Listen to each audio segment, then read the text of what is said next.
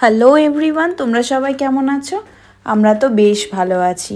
এই যে ভিডিওটা দেখছো, এটা আমাদের রোমের দ্বিতীয় দিন। সকাল সকাল রেডি হয়ে গেছি, দেখতেই পাচ্ছ। হোটেল থেকে বেরোবো এবার। এখন আমরা যাব একটা ছোট্ট দেশে, যেখানে যেতে গেলে কোনো পাসপোর্ট, ভিসা, ইমিগ্রেশন কিচ্ছু লাগে না, এমনিই চলে যাওয়া যায়। এই দেখো, এইটা হচ্ছে ভ্যাটিকান সিটি। ভ্যাটিকান সিটি যাওয়ার মেন যে রোড, ওটাই এটা। চলো তাহলে যাওয়া যাক। এখানে এসে দেখলাম পোপ সিলেকশনের কাজ চলছিল তখন।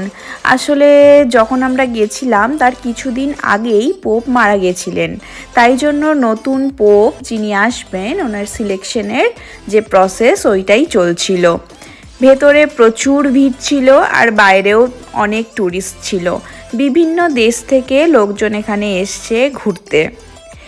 এই দেশটায় মোট 800 মতন পপুলেশন, মানে এতটাই কম আর এতটাই ছোট একটা জায়গা, বলতে পারো একটা পাড়ার মতন।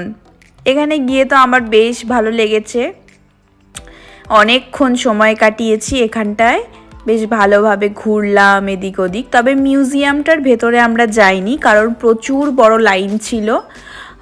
ওই লাইনে দাঁড়ালে পারে গোটা একটা দিন বলতে পারো শেষ হয়ে যেত। আসলে আমাদের কলোসিয়ামের টিকিট কাটা ছিল, ওখানে এন্ট্রির জন্য একটা আগের থেকে বুকিং করতে হয় এবং তার একটা টাইম স্লট থাকে, ওই টাইমের মধ্যে না গেলে ওরা ঢুকতে দেবে না, ওই জন্য আমরা যাইনি।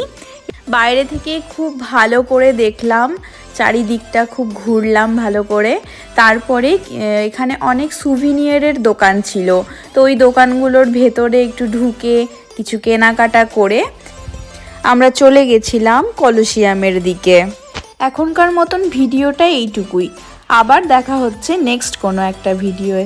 বাই।